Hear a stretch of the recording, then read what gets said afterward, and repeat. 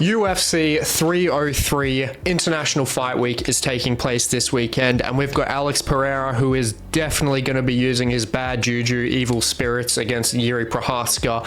We've got Diego Lopes and Brian Ortega, who are most likely going to give us a war, and we have got the Cuck versus the Snake. And in this video, I'm going to be giving you my predictions for every single fight on the card and predicting all the best moments that this card is going to give us. Kicking it off with the first fight of Ricky Simon versus Vinicius Oliveira. So this is a great fight to actually kick off the card. I was kind of expecting it to be a little bit higher up, but honestly, this is just fantastic to have as an opener for the event, because there is definitely going to be excitement in this fight. It's going to be very aggressive, fast-paced. You've got Ricky Simon on the wrestling side. You've got Vinicius Oliveira on the feet and his KO power as well. And when we look at Vinicius, he's someone that is pretty big for bantamweight. He's very filled out. He's 5'9". He's got a half-inch reach advantage in this fight, and he has looked very good on the feet in his past fights, especially with his leg kicks. His leg kicks and the power he generates from them is something that really disrupts the flow of his opponents from what I've seen, and he definitely has the KO power threat over Ricky Simon in this fight, I believe. And when you look at him and his last fight, he decapitated Sopai when he landed that flying knee. It was brutal. If you haven't seen that already, 100% check that out before this fight card starts. It was disgusting. It was bad. I'm surprised Sopai even got up at all. I thought he was dead. And he's very good, very explosive on the feet. But I will say his experience level compared to Ricky Simon's isn't really close. Ricky Simon has fought a lot better fighters consistently compared to Vinicius Oliveira. Yes, they're 20-5 to 20-3. They both had very similar experience in their careers, but the experience level between them is very different. And Ricky Simon, I think he's going to win this fight with the wrestling, because from what we've seen from Vinicius Oliveira in his last fight, and even in the Sopai fight, before he got the KO in the Sopai fight, Sopai was doing a very good job of actually taking him down, timing his takedowns very well, and controlling Vinicius Oliveira for a fair bit of the fight. And he was teeing off on his head, I believe, at the end of the first round, before Vinicius obviously completely killed him. But when you compare someone like Sopai, who I believe is about 24 years old, compare him to someone like Ricky Simon, who's 31, he's 14th ranked in the division. Ricky Simon, I think, honestly, his wrestling is going to completely take over in this fight. I think it's going to win him the fight. But just because Vinicius Oliveira, from what I've seen of him, he doesn't really have the answers for the get-ups. I just don't think, against someone like Simon, who has that wrestling base, that wrestling background, and has a lower center of gravity to him, he's very explosive. I just do think that Ricky Simon is going to have a bit of a field day with that wrestling. And honestly, if Ricky Simon can get it to the ground, which honestly, if he's using any kind of fight IQ at all, he's going to take this to the ground, then I honestly think, from what I've seen of Vinicius Oliveira's ground game on his back and trying to get back up, he leaves so many openings. And I honestly do think that Ricky Simon is going to get the ground and pound KO, TKO finish around the first or the second round. And people are very high on Vinicius Oliveira because of that fight that he had with Sopai and that KO, and people take away from Ricky Simon because he's on a bit of a losing skid, but he's just fought the better opponents. He's got the key wrestling in this matchup, and I am pretty confident he is going to find that ground and pound finish in this one. Moving up, Tsuruya versus Carlos Hernandez. Now, Tsuruya, he's been looking pretty good through the road to the UFC that he's been on. He finished 2 out of 3 of his fights, and he got a round 1 TKO in the finale. So he's definitely got the momentum on his side at the moment. And aside from the other win that he had being the decision win, he's finished every single one of his fights. And he's a junior Olympic wrestler, and he's got very, very nice entries on his takedowns as well. And when he gets it to the ground, his grappling transitions are pretty clean too. So he's a very well-rounded fighter overall, especially for being 22 years old. And when you look at Carlos Hernandez, yes, Carlos, he's got the UFC experience advantage, and he's fought more competitive opposition than Tsuruya has, like Tatsuro Taira. But I think he's going to get beaten by another Japanese guy, and I think Tsuruya I think he's going to take this one. I think when you look at, like, when he fought Taira, the scrambles of Taira and the ground game just drowned him. And I think Tsuruya is not as good as Taira. He's not as big as Taira, especially. Taira is pretty big for the division. And I think that Carlos Hernandez will be able to deal with the transitions of Tsuruya better than he did against Taira. But I think Tsuruya will really have that speed on the ground, and especially transitionally. I think that he is going to do a very good job of controlling and drawing out Carlos Hernandez while he's on the ground. And I will say that I honestly think that Carlos Hernandez's submission defense is actually pretty decent overall. I mean, when you compare it to someone that is as like aggressive and is so transitionally adept as Tatsuro Taira, and he was able to stop him from submitting him, I think that he will be able to do the same thing against Tsuruya. So I do think that Tsuruya will be able to pretty much dominate most of this fight, but I think that he's going to get a decision win in this one, just mainly out of the control and the grappling transitions in this fight. Moving on, Andrei Arlovski versus Martin Buday. It is honestly pretty insane thinking that Arlovski has been fighting since 1999 and he is still active and is still fighting good competition. He fought Waldo Cortez Acosta before, he fought Rogerio de Lima as well, and this is going to be his 58th fight in his career. But even though Martin Buday hasn't fought anywhere near the opposition that Andrei Arlovski has fought. Arlovski is obviously, he's a UFC champion back in the day. And I mean, Martin Buday, aside from like Barnett and Shamil Gaziev, I probably wouldn't say he's actually really fought anyone even close to Arlovski's experience. And I mean, and that on top of that, I mean, he fought Shamil Gaziev, and Gaziev just got exposed so badly by Rosenstruik, and he looked terrible in that Gaziev fight anyway. So he just got pressured the whole entire time and got drawn out. But the age. I think the age is just going to play too much of a factor in this fight. And just at this point in Arlovski's career, I love him. I really do. But being 45 years old, even at heavyweight, and the amount of damage that he has taken over the last 25 years, I just don't think fighting any kind of like heavy power puncher that's also bigger than him now, I just don't think it's going to play in his favor. And Buday, he does have the KO power there as well, and most importantly, looking at him statistically, he has the striking accuracy advantage as well. And I think if he connects his shots and finds some comfortability there in finding his range, I think that he will get it done by KO TKO, and I think he's going to get it done in this one. And I think he's going to get it done in the second round by a TKO finish with that ground and pound. But honestly though, I'm praying that I'm wrong, because I really want Arlovski just like not even to make a full return and run, but I just want him to get back in the win column and, just go out on a positive note. But yeah, I just don't think it's going to happen in this fight. Moving on, Waterson-Gomez versus Gillian Robertson. It's tough. I honestly do think that Waterson-Gomez is just past it, to be honest. I think that she is just past it now. I think being that age, being 38 years old in such a lightweight division, and being 9 years older than Gillian Robertson at 38 years old, I mean, she's on a 4-fight losing streak at the moment. And aside from the Ricci fight, Gillian has been looking very decent. She is one of, if not the most advanced submission game artists, you know, next to like Verna Janjidoba, Mackenzie Dern, and like Tatiana Suarez. You can probably put Zhang Wei Li in there as well.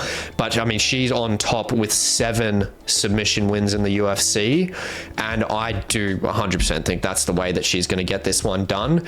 And I think she's going to get it done specifically. I'm giving a specific one on this one. I think she's going to get it done by a rear naked choke, because Michelle Waterson,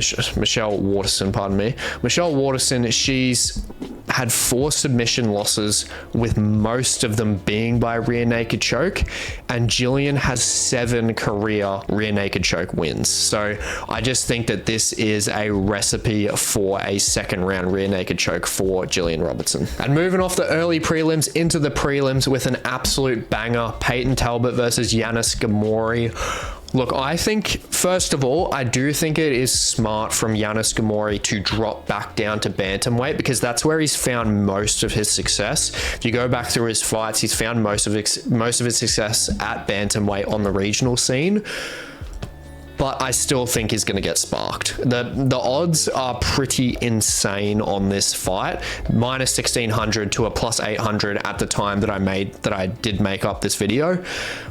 But I honestly think it can be pretty much justified, because after seeing Payton Talbott in his last fight against Cameron Saaiman, man, like honestly, this guy he's pretty scary. He made that fight, he just made it look like Cameron Saaiman and Payton Talbott were in completely different leagues. He was just oozing confidence, and I honestly, like, Saaiman is not bad. He's definitely not bad, but he got pieced up. He was basically bullying in that fight. It was horrific. And I honestly had Cameron Saaiman in that fight just because I didn't know too much about Payton Talbott. But now after that fight, I do. And in that fight, he didn't have his composure broken once. And I think that's one of the biggest parts of his game. He's so confident, he's so cool, collected, and he's just got that composure in there consistently from the fights that I've seen.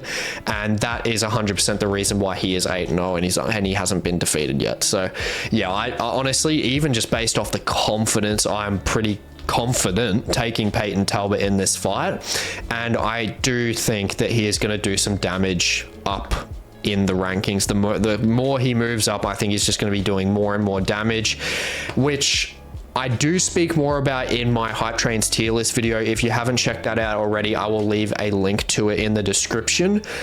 But I wouldn't, you know, it is MMA. I wouldn't count Yanis out completely. You can't count anyone out completely, because Yanis, he does have very fast kicks, and he's pretty well rounded as well. He's 4-1 with submissions, 3-1 with KO TKOs. But if he keeps this fight standing and lets Payton Talbott dictate the pace, I think he is getting slept. And I do think that Yanis, I think he has the tools to keep Talbott at bay a little bit, just for a little bit, especially with that kicking capability. And I mean, Payton Talbott, basing off that confidence again, he literally came out with a video telling Yanis Ghemmouri how to defeat him in French translation on a video. He is that confident. Si vous écoutez, la façon pour vous de me battre est de m'enlever les jambes. Donne-moi juste un coup de pied autant que tu peux. Cela vous servira bien. Veuillez lancer plus de 2 frappes à la fois. Personne n'aime regarder un combat au rythme lent. Le compteur sera difficile à atterrir si vous ne lancez que 1 à 2 frappes. Je sais que vous écoutez ceci parce que c'est dans votre langue étrangère. Lancez ces coups de pied rapides. Yanis, good luck to you. I'm looking forward to our night of work together. And it actually did make a lot of sense from Payton Talbott's fights and his fight style. You do need to take him down, but he's got very decent grappling transitions and grappling defense, and his get-ups are very good. And also he's very athletic. I mean, he had his leg trapped in one of his fights. I believe it was the Dana White's Contender Series fight that he came on with, and he backflipped out of the exchange. Like, that is just ridiculous. He's extremely confident. But yeah, I mean, there could be a chance that Ghemmouri could take him down. He could hold him there, or he, with those fast kicks, he could somehow spark Payton Talbott and knock him out. But yeah, I do think that Payton Talbott is going to dictate the pace in this fight, and I think he is just going to get so much more confident through into that second round, and I honestly think that he is going to get the KO TKO finish, and I think it's going to be pretty brutal. I just think he's too composed, too accurate with his striking, and he's got that power to go along with it. And if Yanis, honestly, if he doesn't get it to the ground, I think he is 100% done. Moving up to Charles Jourdain versus Gene Silva. Now, this one, out of all the fights we've had so far, this is the closest fight that we've had for the predictions. This one was pretty tricky to go back and forth with to see who I was actually going to take. I mean, they've both got pretty much almost identical physical attributes. They've got the exact same reach. Jourdain has the 2.5-inch leg reach advantage, and he's got the UFC experience on his side. And he's also never been finished, and he is pretty well rounded as well, I will say. And then when we look at Gene Silva, I mean, him and his gym has a lot of momentum, and he's fighting out of the Fighting Nerds gym, and they are breeding very, very good talent. He's also never been finished before in his career. And Gene Silva is definitely hungry. And I mean, he's hungry because after that fight got cancelled against Gomez for UFC 301 from Gomez's horrific bloody weight cut, it just didn't allow him to fight with not only with his teammates Mauricio Hufi and KO Barriault in Brazil. I mean, that's the main point. It was in Brazil and he didn't get to fight. So, and that wasn't that long ago. 301 was only like a couple months ago. So I would not doubt at all that he has just been consistently through his training camp. I definitely think that his coach and his gym would have been smart enough to make sure that he was maintaining consistency, and he's pretty game himself anyway, so I have no doubt there. And yeah, I think that he's going to be in very good form in this fight, and he's very, very composed when he's on the feet. When it comes to him stylistically, he's very composed. He carries a lot of power as well. And I honestly do think that the impact of his shots compared to Jourdain, I just have this feeling that in the exchanges, I think that the judges are going to be able to see that his strikes are just having that bit more impact. And I do think that he is going to take the decision win out of just pure damage on the feet. I don't think that either of these guys will knock each other out because they're both pretty defensively sound on the feet. And if it does go to the ground, I'd probably just edge it to Charles Jourdain just from the credibility that he does have on the ground. He's 5-1 with submissions, but I think Silva is just a more forward pressure orientated fighter. And I do think that he will be able to dictate the pace more than Jourdain in this one. I mean, we saw that against Sean Woodson when Charles Jourdain fought Sean Woodson, and I won't be surprised if Gene Silva is able to do the same thing. So I do have Gene Silva edging a decision in this one, but it's definitely hard to pick, so I probably wouldn't rely too heavily on this one in your bet slip if you got it in there. Moving on, Cub Swanson versus Andrei Fili. Compared to the last fight, honestly, I thought the last fight was hard to predict. This one took me even longer to actually really analyze and find out who I really actually thought was going to win this. And I honestly, just more so than that, I just can't believe these guys actually haven't fought yet in their careers. They've both been around for such a long time, and they just somehow have never fought. They both really haven't swayed away from featherweight either. So yeah, it's definitely a very good OG fight that I think a lot of people are keen to see. And I think it's a lot of people's favorite fight to actually watch on the prelims. And I honestly can't blame them. Both of them are complete veterans. And when it comes to picking them, they're almost basically identical. Literally 45 to 46% of their UFC wins have been by KO TKO, 14% have been by submission, and 39 to 41% have been by decision, all of them for both of them. So they have identical win methods and everything, and both of them have an average fight time of 2 rounds. So I was like, okay, what is the difference here? But I will say overall, Cub Swanson has been statistically better on the feet, and then Andrei Fili has been statistically a bit better on the ground. And I'm going to edge it to Andrei Fili in this one. I think Fili just has had the better success against stronger opponents in recent times, not overall, definitely not. I'm not going to get slated for that. Just in recent times compared to Cub Swanson. And one of the big factors that we need to differ here, he is 6 years younger than him, and at featherweight, that definitely plays a factor, especially with that speed. And Fili has the 4-inch reach advantage, and if he keeps himself long using the straight shots, and he's got pretty good straight shots, if you watch back in his past couple fights, well, past in his career, I mean, he definitely flings a good 1-2, and if he can if he can target the body with the teeps, because Cub Swanson, I mean, yeah, he fought Giga Chikadze, and Giga Chikadze is a laser when it comes to hitting the liver. It's definitely weakened Cub Swanson's body. It has over time, and I think that's his weakest area. So if Andrei Fili, which he is good at, if he can utilize those teep kicks and exercise the takedowns there when he needs to, I think I can see him coming away with this victory. I think Cub will definitely find more success in the boxing/clinch range, but I'm going to go with Fili, as I just think he has the advantages in more areas than Cub Swanson does. And he has that age and he has that reach on his side. So I see Fili getting the 29-28 decision here.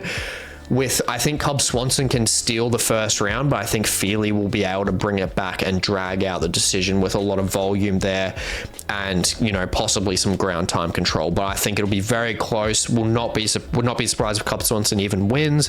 Definitely would not be surprised if it's a split decision there. Shitty judging or not. Yeah, it's a very close fight. It's going to be a very entertaining OG fight fan fight. And yeah, I'm going to be taking Andrei Fili in this one. Moving on to our feature prelim, Joe Pyfer versus Marc-Andre Barriault. Honestly, I think this could be an unpopular opinion, but coming off that Jack Hermansson fight and what we saw, I actually don't think that this is a great matchup for Joe Pyfer. I think Pyfer, when you look at that fight, Pyfer struggled pretty badly when Hermansson was pressuring him backwards. That came down to Joe Pyfer having pretty poor head movement, and he just is not comfortable counter-striking off the back foot, and he didn't circle out pretty much ever in that fight. And Hermansson was just teeing off. And if you put Marc-Andre Barriault in that position, who is more, so I wouldn't say necessarily a better striker than Jack Hermansson. Jack Hermansson's extremely well-rounded, fought better competition, but Marc-Andre Barriault, his signature is, pushing forward pressure, using the boxing, using the body kicks, really using his power to just take out his opposition. And he has very good stamina too, so that's very much plays into his game. Marc-Andre Barriault's best part of his game, if he can use that, it's playing into Joe Pyfer's 100% his weakest part of his game. And I know, when we look back, I know that Canadian fighters did have a pretty piss poor showing at UFC 297, but Marc-Andre Barriault, I think that he was one of the ones that actually came to light pretty well. And I think I honestly had him winning that Chris Curtis fight 29-28, honestly. And I can see him beating Joe Pyfer 29-28 in this one too. And if Pyfer can't finish him in the first, I think that Barriault will honestly start to take over with that pressure, that forward pressure. And Barriault, when you look at Barriault's last fight in 297, he didn't really pressure forward that much against Chris Curtis, but that's because Chris Curtis is a very confident boxer, especially with that counter striking. But Pyfer just doesn't have that same skill set. Now, if I was going to give it to either of them in the first round, I would give it to Joe Pyfer with that explosiveness and his aggressiveness. But I'm going to confidently say I don't think he's got it in this one. I think Barriault just isn't, like, I just don't think he's going to really be phased by that, you know, that onslaught in that first round. I mean, I think he might lose the first round, but I don't think he's going to get taken out.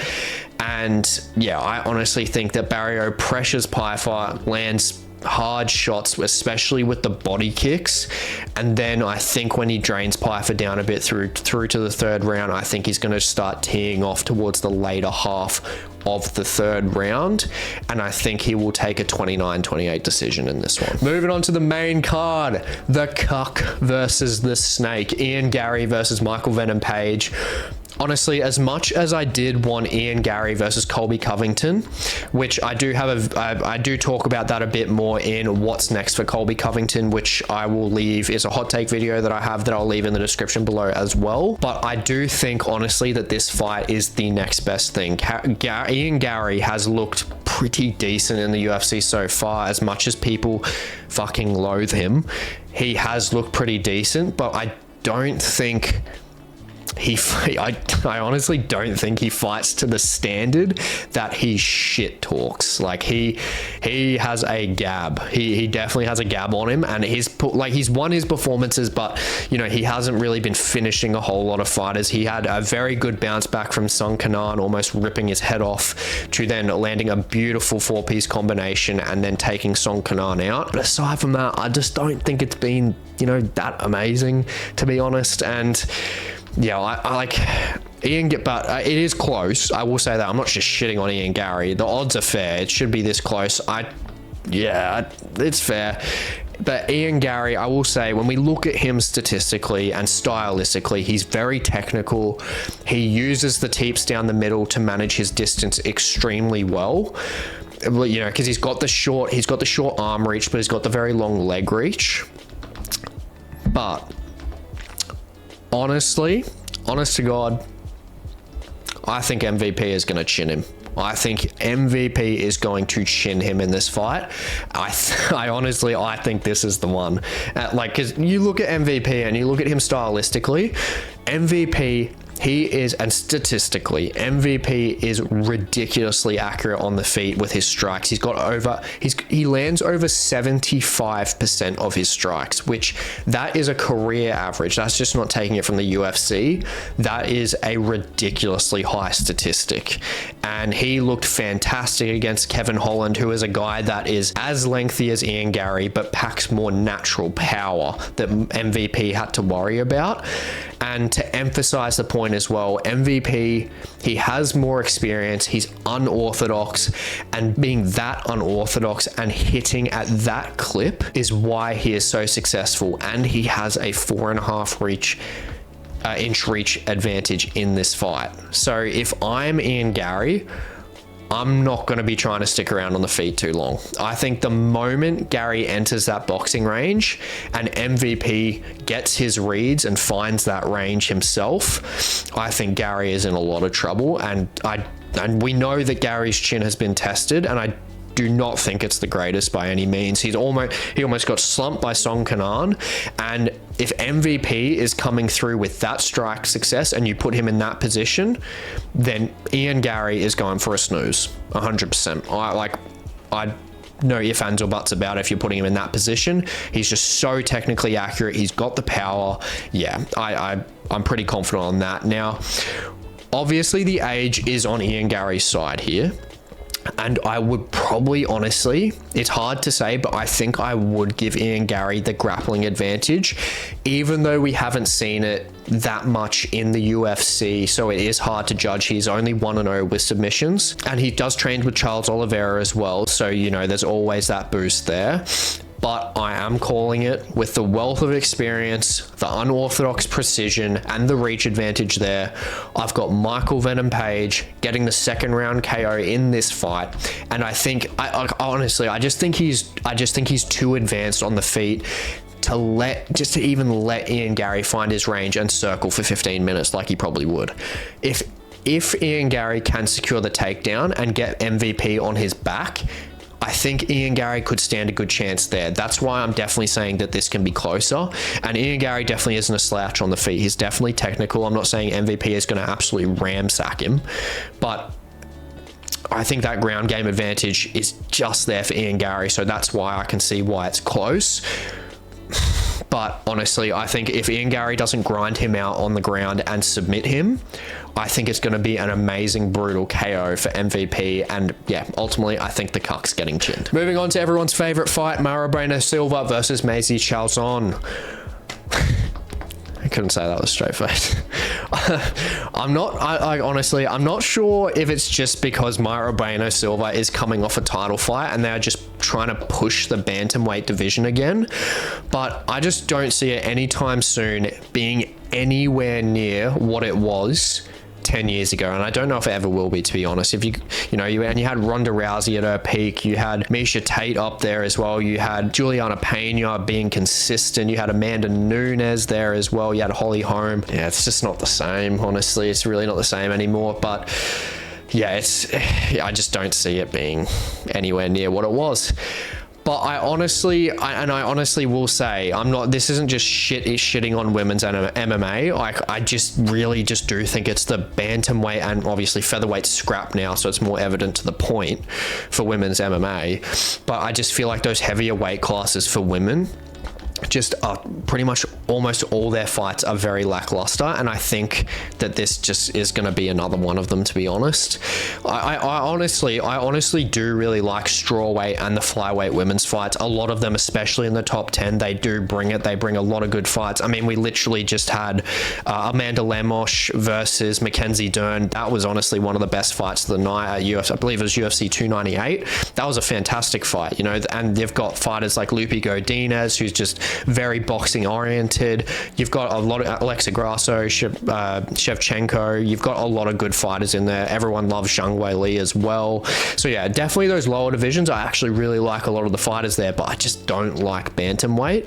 And this ultimately, aside from that rant, should not be on the main card.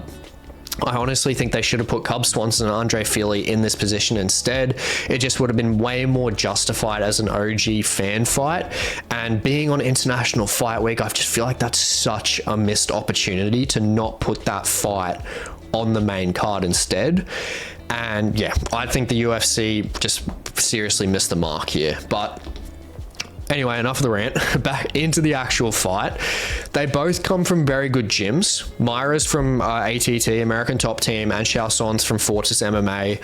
But I think that I'm going to edge it to Mayra Bueno Silva here. I think even though Chiasson's got the reach advantage and she seemed like she had a pretty good comeback win with that submission, I just think that Mayra Bueno Silva just has that ability to make it very ugly on the feet in the clinch, using her strength to her advantage, and she also statistically lands at the better clip as well. So yeah, I just feel like there is more to Mayra Bueno Silva's game. She also has the submission threat there as well. She's more impressive with that submission oriented game.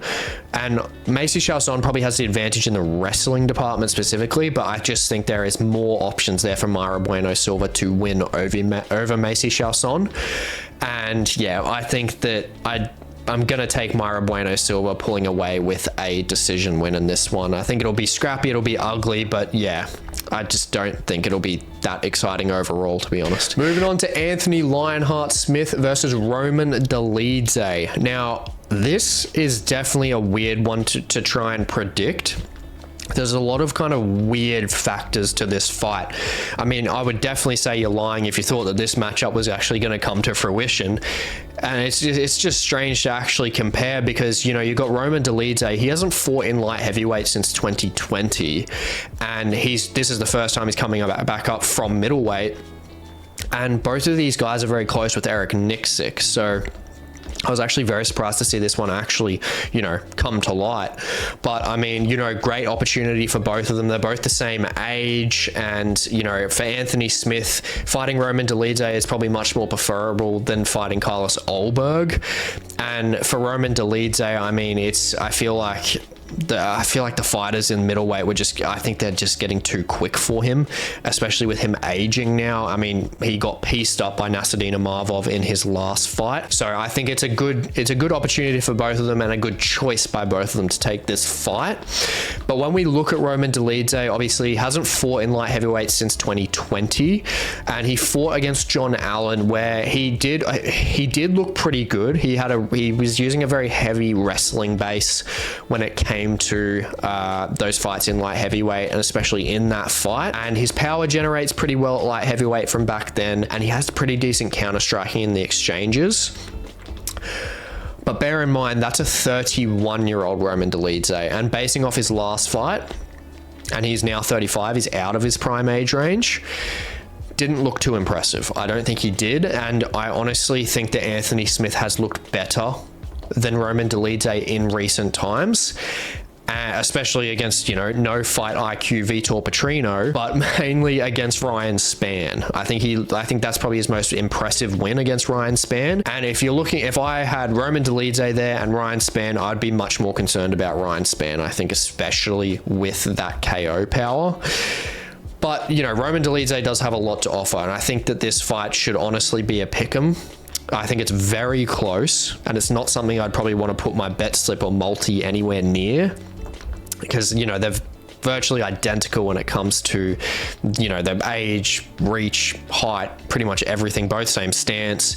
But Anthony Smith, he definitely has that settled comfortability in the light heavyweight division. He's been there pretty much since the dinosaurs were around. And Roman Dolidze, he hasn't been there. He hasn't fought there in 3-4 years. And I just think that Anthony Smith, with his recent form with those said fights that I stated, I do think that Anthony Smith can outpoint him to a decision in this fight.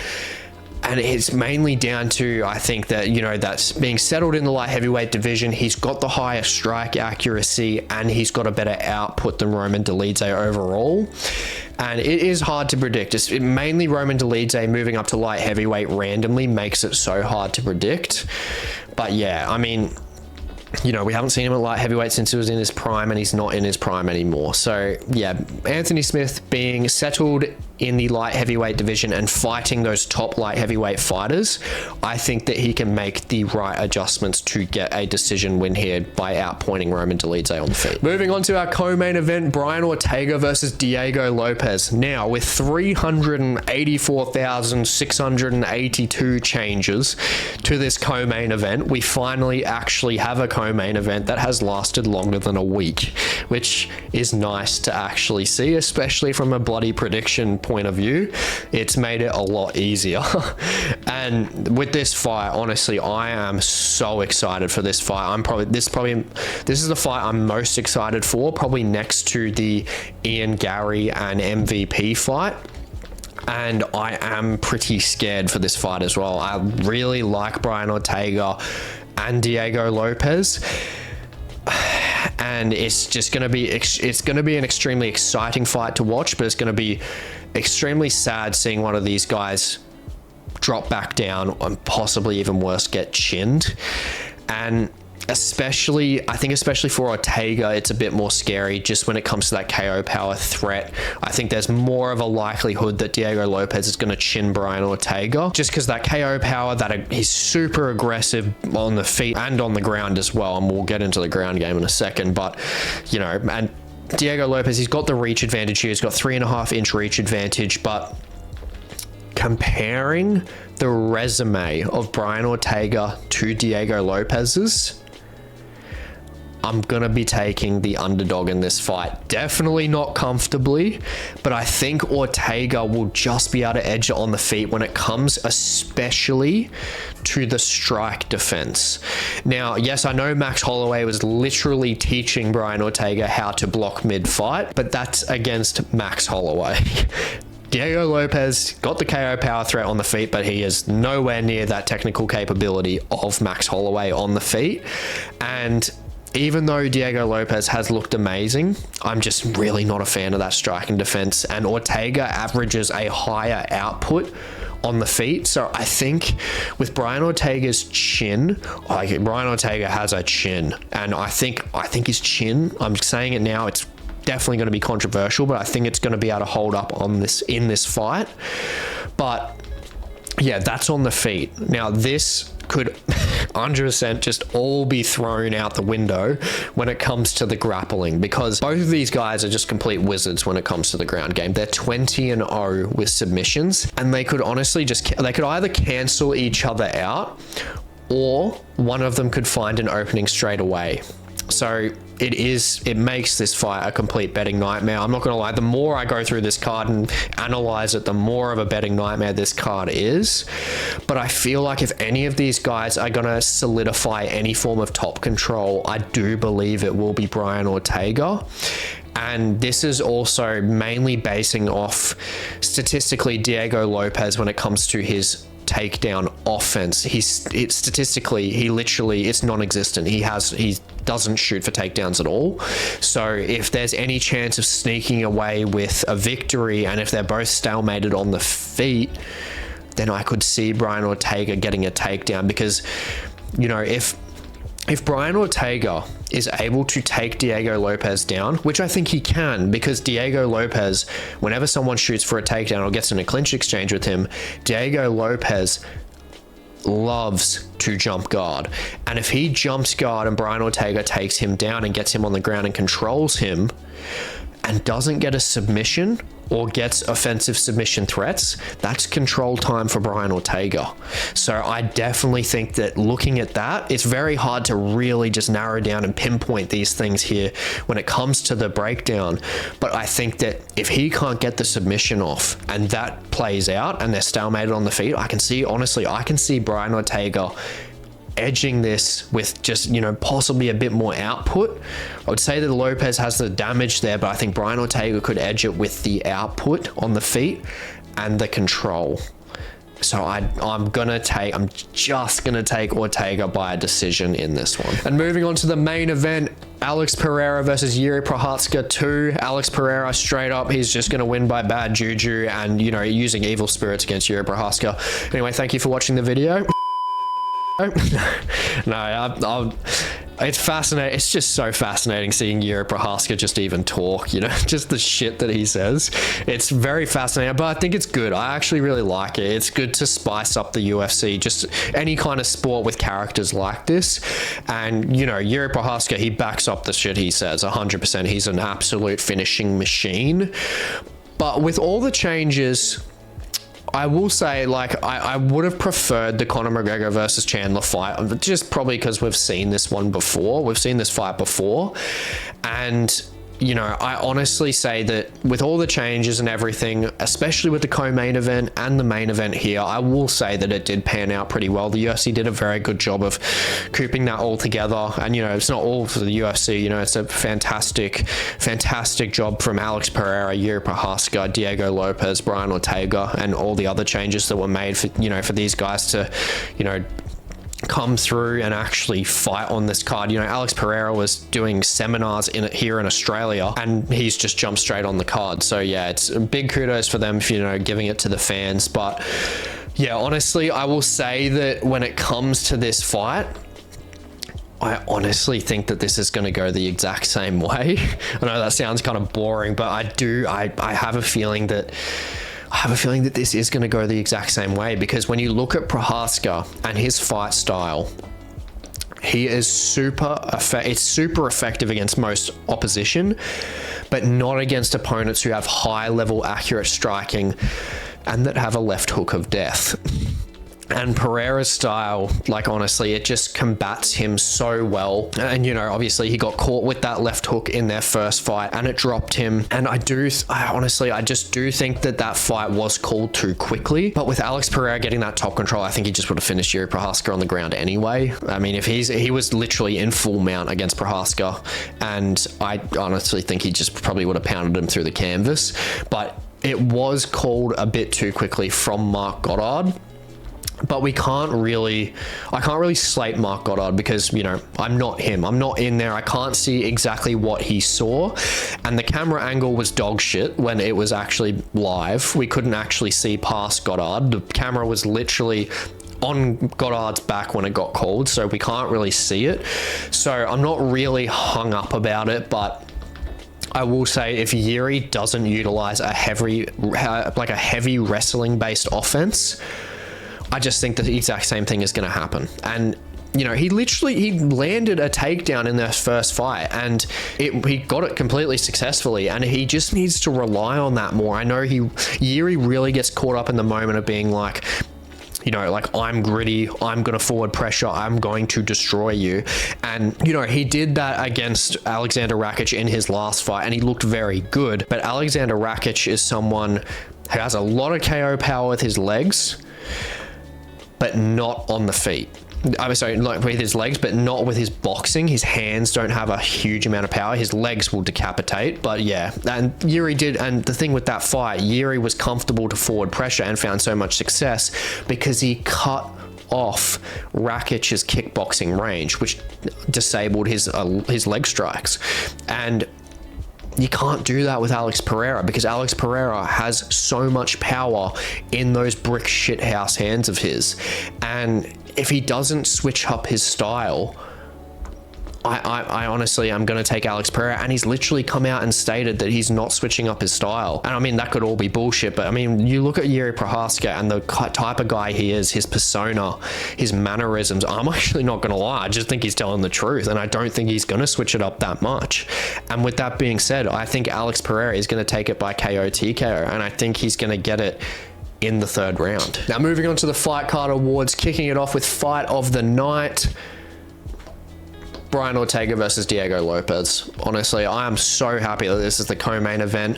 I'm very keen to see the grappling exchanges pan out between the two of these guys, and I think they're both just durable enough to give us a pretty decent war on the feet as well. So I think no matter where this goes, it's going to be extremely exciting, and is going to push one of them into title contention for sure. I mean, especially both of them coming in on short notice, you know, help, like, in part saving the whole entire card.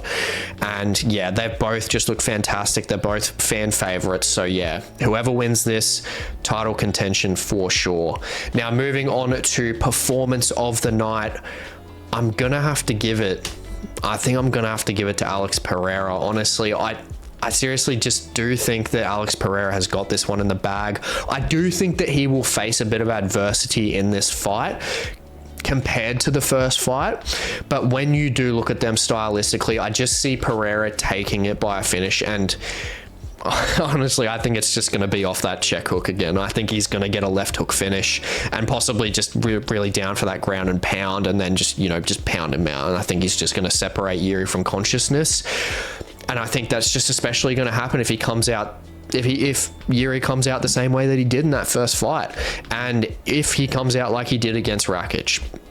So yeah, honestly, I do think that I do have Alex Pereira winning this fight, and for Jiri's sake, I seriously just hope he changes it up and uses an offensive wrestling threat, because if he doesn't, I do think that he is going to get chinned. Now moving on to the fighter to watch, I'm giving it to Payton Talbott. This guy is the biggest favorite on the card for a reason.